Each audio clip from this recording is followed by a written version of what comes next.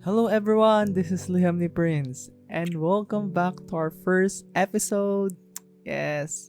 So first episode na tayo. So I'm very excited actually. And I was preparing this first episode. Di ko alam kung ano yung mga sasabihin ko actually sa totoo lang. Pero for me, I was so very excited and so very blessed na we're having a first episode. So anyway, so for our first ever episode of Liham ni Prince, we're gonna talk about connections with conversation. So ayan, 'di ba? Napakalaga grabe ng connection with conversation. Di naman pwedeng connected lang kayo, but hindi kayo nag-uusap. You have no anything conversations between you two or anything, kunwari sa family, sa friends, or even, sa love life, di ba? Di naman pwedeng di kayo nag-uusap, di ba? You're connected, but you're not having, di kayo having conversation, di ba? And kaya, I made it na connection with conversations. So, ito ay mostly nakikita ko para sa sarili ko, sa totoo lang. Nakikita ko lang ito sa tatlong bagay actually. Kalimitan sa family, sa friends, or sa love life. Love life, kapag kunwari having a relationship, di ba? Or kunwari kapag may crush, or may ka-talking stage, di ba? Pero first, let's talk about kapag sa family. So, paano ba sa family ang connection with conversation? Well, sa family, so to lang. Sa family, sobrang kailangan talaga na you're connected. 'Di ba? But syempre, hindi naman pwedeng connected lang between yung parents sa mga anak, 'di ba? Hindi naman pwede lagi na connected nga kayo, but hindi kayo nag-uusap sa isang bahay. Pero sa mga magulang, example, sa mga magulang, 'di ba? Yung mga nakikipag-connected sila sa kanilang mga anak pero para makita nila yung ugali, makita nila yung mga attitude ng kanilang mga anak, paano ba tuturuan, 'di ba? Ganon. Sa pamamagitan ng nakikipag-usap sila, nakikipag-bonding, ganon. 'Di ba? Nakikita natin yung connection as long as may conversation. Kaso, ang problema nga lang, habang lumalaki, connection na lang yung nangyayari. 'Di ba? And me, personally, nakikita ko, halos this generation, lalo this generation, na usbong na yung mga gadgets, 'di ba? Usbong mo na yung mga cellphones na minsan sa pagkainan pa lang na tawagin na, "Ay mga anak, kain na kayo." 'Di ba? Tapos pagkatapos kakain, nasa kakainan, sama-sama nga, connected nga kayo.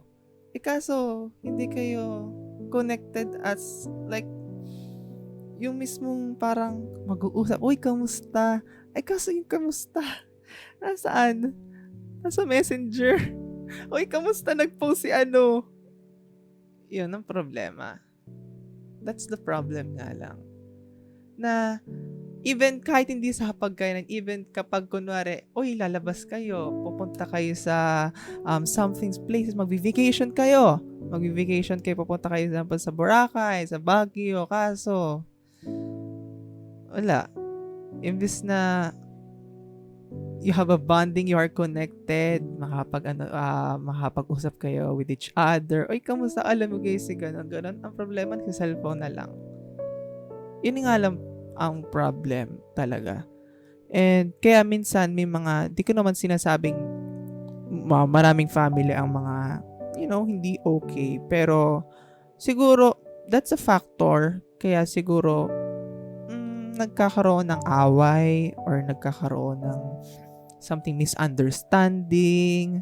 Parang hindi, kumbaga, may mapagkakataong hindi nyo pa kilala ang isa't isa. Kasi nga, hindi kayo you're connected naman, pero hindi kayo nakikipag-usap. You have no conversation at all. 'Di ba? You have no conversation na parang hindi kayo nakikipag-usap as in talagang yung bonding together or kamusta ka na? Uy, ay si ano gano'n, parang, uy kamusta naman yung iyong ano? Parang yung deeply conversation, nakikipag-conversation naman kaso parang saglit lang, parang a short period of time na lang, kumbaga. And yun, mahirap nga lang. And me personally, naranasan ko din naman din yun. And syempre, di naman namin pinapalagpas na ganun. And kapag nasa pagkainan talaga, kailangan talaga na, okay, baba mo ng cellphone, ganun. Pero, di naman maiwasan syempre na parang nasa pagkainan, syempre, nandun yung cellphone, kakain, di na nakipag-usap, tapos kain, alis, punta sa kwarto. Or minsan wala na nga minsan sa kwarto eh. Minsan wala na nga sa pagkain, sa kwarto na nagkakainan, di ba? Enough ang ano. So, kaya, mostly may mga iba na nagtataka, ay ba't kaya parang hindi kami okay, parang something is wrong. Siguro, doon. Tingnan niyo yung factor na yon. Baka mamaya, connected nga kami, pero hindi naman kami wala kami conversation. Parang yung conversation nyo, hindi like talagang personally conversation talaga. Yung parang kayo talaga as in nag-uusap. Kaya di kami mga family na talagang sobrang strict. May mga family na talagang, okay, no cellphone at all muna ha. Tayo muna. Alala ko sa mga vacation. Actually, naalala ko nun. Ano nga movie yun? May naalala ko nun eh. Yung Family Matters ata yun. Ayun, Family Matters. Naano ko lang yun. Naalala ko lang yun. Na may part yata sa pa-ending, meron silang bonding together. But, nakita ng lolo, ng tatay, ng pinaka-head of the family, na ay parang masyado nang tutok sa mga gadget yung mga anak niya, yung mga apo niya. Connected naman sila eh. Connected naman. Parang may mga bonding pa rin sila. Kaso, mayroon naman conversation. Alam niyo, connection at conversation, yun na may nagagawa naman. Kaso, yung conversation nga lang hindi na perfect talaga. Kasi, hindi conversation na parang, yun nga sabi ko kanina, yung parang one-to-one talaga, parang walang anything distraction. Kaso may mga distraction kagaya ng mga cellphone. And nakita ko nun na nakita ko nun sa story nun na merong sabi daw surprise, meron siyang parang something na surprise, and kinuha niya yung parang, anong tawag niyo? Bao ba yun? Or like basket. Yun, basket. Oo, basket. Tapos makatapos yun, nilagay niya yun. And the whole vacation nila nun, no cellphones, but they have bonding each other. Parang bumalik ulit sa simula na naglalaro sila kahit yung mga magulang ay mga ganun ng age, pero naglalaro pa rin sila. Parang nakikipag-bonding sila sa mga apo nila, lalo kapag sa mga kapatid nila. And doon na nila kita, ay may ganyan pala yung pagkukulang namin. Kaya minsan, siguro, hindi nagkakaroon ng misunderstanding. Kasi sa story ng Family Matters, it's about a family na hindi ganun okay yung connections sa isa't isa, because siguro they don't have any conversation. Kaya maganda yung movie yun. I recommend it. Nag-promotion pa dito sa So yun ang sa family. And it's very important na kahit man konting oras, bigyan natin ng panahon. Leave muna natin yan. Ilagay muna natin dyan sa tabi. And let's have a bonding with our siblings or with our kung ano man kasama natin sa bahay. Kahit hindi kasama sa bahay. Kasi yung family, hindi naman porket kasama sa bahay, di ba?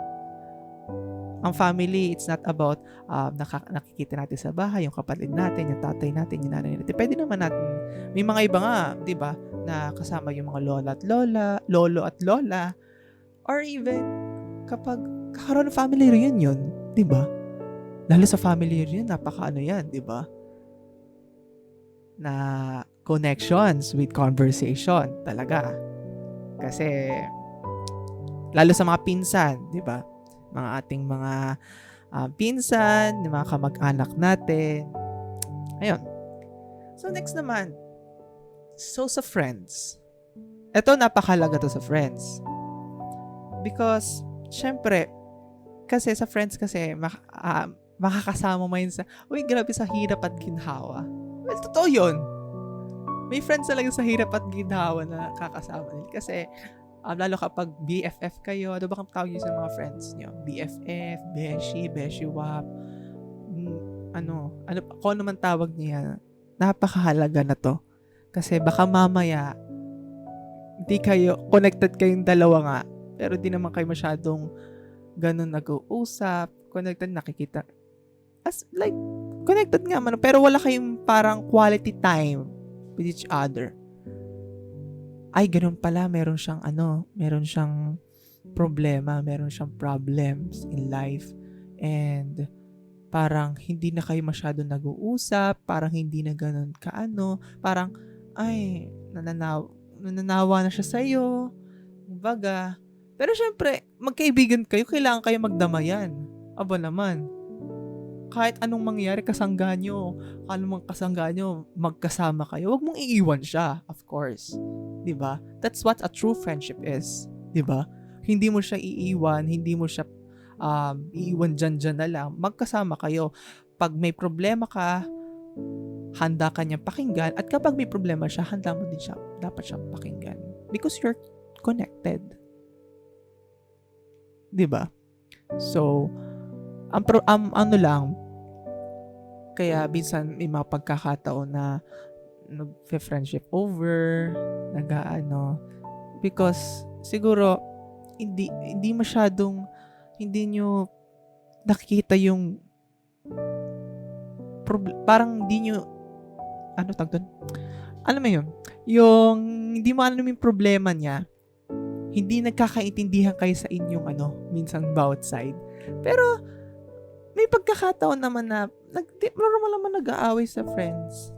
It's normal. Kahit ako, nagtatampuhan, nagbabangayan. Number 1 yan. Sabihin natin friendship over, tapos mamaya, uy, bes, may problem ako. O, alam ko, di pa tayo magkaano. So, may kakausap na yan, di ba? Pero, kaya, bakit ko sinabing, may connection with conversations sa friends? Because, ang connections, kasi connected, di ba? Connected na kayo sa friends.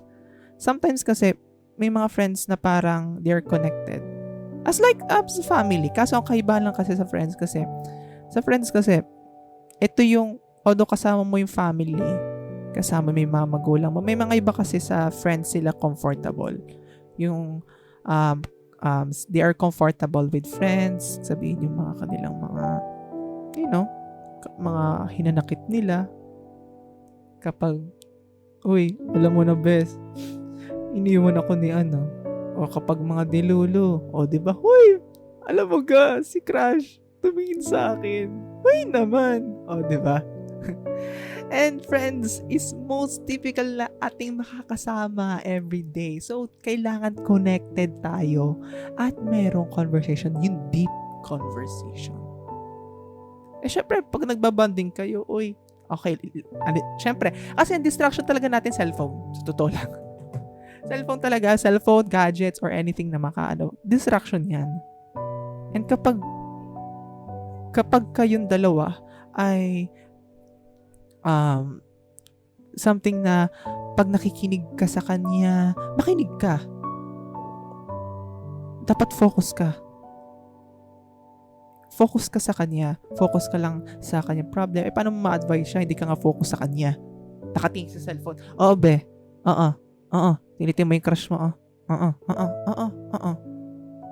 sasabihin mo? Paano mararamdaman niya na ikaw ay connected sa kanya? Paano mararamdaman mo yung comfort niya? Paano mararamdaman niya yung, mararamdaman niya na kino-comfort mo siya? 'Di ba? Ipakita mo. Ipakita mo na totoong kaibigan ka niya. Ipakita mo na hindi ka plastic. 'Di ba? Yan. Speaking of plastic, lumalabas na sa bunga natin. Hindi. Yun nga, ipakita mo na hindi ka plastic. Kasi paano mo masasabing totoo kang kaibigan kung hindi ka marunong makinig sa kanya? Makakasama niya ikaw kahit ano mang mangyari. Ipakita mo. Hindi yung iba yung attention mo. Dapat sa kanya yung attention mo lang. Sa kaibigan. Sa kaibigan. In friendship. Kasi in friendship, sabi ko kanina, sa ano mang mangyari, sa hirap man at ginhawa, kayo yung magsasama. Sus ko.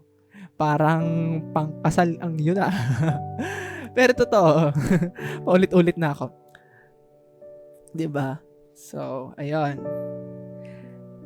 Alam nyo, ako, personally, I don't have any parang atin talagang friends na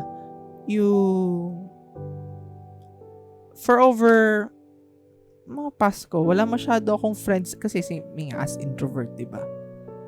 Wala masyado akong friends na siguro ngayon lang talaga may nasasabihan, oy, alam mo ka ganon. Pero I'm happy naman. Sana happy din kayo with your friends. Baka mamaya mayroon pala kayong mga problema or may mga hinanakit. Pwede nyo sabihin, oy friend, nasaktan ako. Oy friend, ano man tawag mo dyan. Medyo nasaktan ako doon sa sinabi mo. Alam mo, napakalaga yun na sinasabi mo yung hinanakit mo. Parang, pero syempre naman, wag na may hoy, nasaktan ka ako sa ganun. Hindi naman. Parang kahit, basta, sabi mo agad na parang at least hindi kayo nagkakaroon ng tampuhan. Nasasabi mo agad yung, medyo nasaktan ako sa sinabi mo kanina. Nung tayo lababas, doon, kasama mo mga, classmate mo. Yun, ganun. Simple yung ganun. Pero syempre, you're, open ka. And handang magpatawad, dapat tawad kayo. Syempre, di naman lahat ng pagkakataon okay kayo. Pero syempre, handa ka magpatawad para sa friend mo. Kasi nga, siya na lang yung kasama mo Iiwan mo pa ba? Siya na lang yung nagbibigay ng sayo-sayo Ba't mo iiwan pa? 'Di ba? Iniwan na nga ikaw ng iyong bebe. Siya na lang nga yung kasama tas iiwan mo pa. Huwag mong iwan. 'Di ba? And lastly, ito na yung pinaka grabe naman yung ito na yung pinaka yung the most talagang connection with conversation. Di naman the most. Grabe yung the most. Siguro ito yung mostly kailangan din. Kapag may love life. Diba? Yan.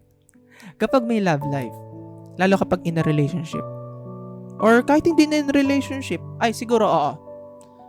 Pag hindi in a relationship, pag talking stage, pwede naman. Pero unahin muna natin pag in a relationship kasi most common pag in a relationship, 'di ba? So bakit in a relationship napakahalaga ng connection with conversation? You're connected. Syempre, always connected kayo, depende. May mga relationship kasi na sometimes may mga relationship na nag-uusap sila, mas gusto nila mag-usap personally. Or may mga iba naman na in a relationship na mostly nag-ano sila kapag mga LDR sa phone or like internet. Or minsan may pagkakataon na okay, parang meron silang schedule kumbaga. Okay, syempre may priority sila sa life. Focus muna sila sa priority sa life. Pero syempre, nag-uusap din naman sila siguro once a week. At least merong excitement. Oy, pag nag-usap ulit sila, oy, kamusta na ikaw? Ganon. May mga ganong relationship. May mga iba naman relationship na araw-araw. Syempre, ikaw ba bang LDR? Kapag LDR, ganon. Pero kapag may mga naandyan lang naman, pwede naman, mas maganda na mag-usap kayo yung talagang magkasama kayo. And napakahalaga yon. Sobrang halaga na you're connected and you are having a conversation with deep talaga na example, 'di ba, kapag mga first in a relationship, syempre getting to know each other 'yan. Uy, what's your paano getting to know each other? Syempre, what's your age? Ganun mga nagpapasahan kayo. Tapos papunta na yung padip yan. And of course, makikita mo yung, ay, ganun pala siya, okay? Ganon. Nakapakalaga pa. Kasi, syempre, syempre, sinagot mo siya. Because, of course, you're attached na. Because, siya na yon. Nakikita mo siya na yon. And, nakikita nyo kasi kapag in a relationship, syempre, meron niyang evaluation, kumbaga. And dun sa connection with conversation, kailangan ng evaluation sa inyong dalawa. Kung okay pa ba ang inyong relationship, kung healthy pa ba ang inyong relationship. Syempre, makikita nyo, baka kasi mamaya kasi, connected nga kayo, nafe-feel nyo na parang, ay, may kulang, may something na hindi okay. Siguro doon ang factor talaga na bakit parang hindi okay ang aming pagsasama, hindi ka masaya, parang may something na mali, or something na something na may kulang, hindi niya binibigay, ay baka ito yun.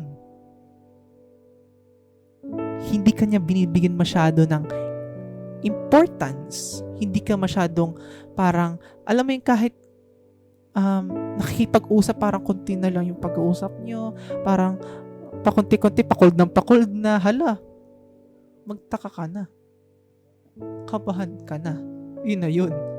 Baka mamaya, alam mo na. Diba? Kaya mostly maraming naghihiwalay, hindi ganun nagiging strong yung relationship because you are connected but you're not conversation, but lalo talagang napakahalaga yun. Sobrang halaga. So, paano naman ganun kapag in a relationship? So, paano naman kapag, di ba, may stages kapag sa love? Una muna, bago muna makipag in a relationship is, syempre, crush. Gusto mo siya. Or paghanga, nagugustuhan mo siya, tapos mamaya, pareho dapat na nararamdaman nyo. Diba? Pareho dapat yung nararamdaman sa isa't isa, and then pupunta na din ma-attach ka, kayong dalawa, and then after, mayroon ng talking stage, kumbaga, and process, then, syempre, mostly kailangan ng isa na patunayan na mahal mo siya, na patunayan na gusto ka niya. Pinapakita niyo yung worth, pinapakita niyo yung kung gaano siya important, pinapakita yung ganyan genuine love. Syempre may love, sino pa may love doon? Pinapakita yung genuine love. Yung genuine yung kanyang kaya wag niyo sisirain ng genuine na tao. Okay? And then after, in a relationship. Kaso, kapag nasa in a relationship na, dyan na kasi, marami na dyan. Although may mga iba di talaga nakakapasa sa relationship, pag bago maging in a relationship, pag parang magjowa na kayo, marami din nakakapunta doon sa stage nun. Pero, mas mahirap yung ganun, yung tagal ng yung pag kayo na, as in talagang you're dating na. May mga ibang umabot naman 2 to 3 years, 4 years, kaso masakit. Nag-break. Kasi, doon kasi makikita nyo ang inyong isa't isa. Yung mga iba nga na after 5 years, magkasama na sa bahay na sa isang bahay. Kasi doon nyo kasi makikita hanggang sa papunta na yan. 2 to 3 years, 4, 5, 6, kung naman yon. Then after marriage. Kasi pag pumunta na kayo sa marriage, ibig sabihin handa na kayo. Hindi nyo na iiwan ng isa't isa. Hindi nyo na iiwan yung isa't isa because kayong dalawa ay yung foundation nyo is talagang matatag na. Syempre, nandiyan naman yun yung problems, di naman mawawala. But syempre, connected nga kayo eh. Alam niyo yung kahinaan yung isa't isa. Alam niyo yung kung paano nyo susolbahin yung kahit naman gano'n sa family din eh. Kahit sa friends. Mostly gano'n din. Gano'n kayo katatag. Kaya may mga ibang friends, 5 years na tayong mag-friendship. Kasi nga, yung foundation nila, matatag. Kahit anumang problema, kahit anumang plastikan, hindi na syempre kung normal naman plastikan. Sobrang normal ng plastikan sa friendship. Uy, friend, alam mo gang ganda mo today. Plastic mo, be. Diba? So, ayun. So, it's very important. Ito ha, it's very important. Lalo sa love. Kasi, ang love kasi, hindi naman yan sa relationship lang yan eh. Diba? Hindi naman pwedeng apply lang itong connection with conversion sa love life. Hindi naman pwede sa family lang. Ito yung sa lahat. Overall to. Sa love life nga lang, may iba nga lang talaga kasi sa love life kasi syempre, parang, you're with him or her na parang kailangan talaga paano nyo mabibuild yung healthy relationship nyo. Kasi, paano kayo magsasama habang buhay kung hindi man kayo kung hindi naman kayo okay with conversation, hindi naman kayo okay connected, di naman kayo connected talaga. Ano pang silbi nyo? Ano pang ginagawa nyo dyan? Diba? So, napakahalaga. Ayan ha, napakahalaga ng connected kayo as well as nag-uusap kayo. Hindi pwedeng connected lang. Kailangan yung yung pag-uusap na hindi yung wala kayong distraction. Kaya alam niyo yung mahalaga din minsan na parang mag-set kayo ng date as a friend, as a family, and as a loved ones na no gadgets, no any distractions, kayo lang dalawa, o kayo lang pamilya, o kayo lang mag-friendship, mag-best. Mag-iyakan kayo, gusto nyo. Kasi baka mamaya meron pala siyang hinanakit ganun. Meron pala siyang galit. Meron pala siyang inis. Meron pala siyang problem na hindi niya sinasabi kasi nga. Ayun. Di pa kayo ganun ka-connected. Kaya it's very important. So, ayun. Yan. Ayun. So, grabe naman. Masyadong ang ating Pero, masaya talagang pag-usapan itong ating first episode. Kasi our first episode naman, di ba? So, thank you very much for listening for our first episode. So, that's it for our first episode, Connections with Conversation. So, I'm very happy that na-share ko sa inyo itong episode na ito. Actually nga, I was preparing this, sabi ko, marami na akong nasa iisip. Ito na yun. Dami kong gustong sabihin. Ito na yun. Nasasabi ko na. So, thank you very much for listening. So, also follow us on Twitter at LihamNiPrince11. And there is a motivational quotes post between 9 to 10 in the evening. So thank you very much for listening on our first episode only here on Spotify Podcasts. Have a good night.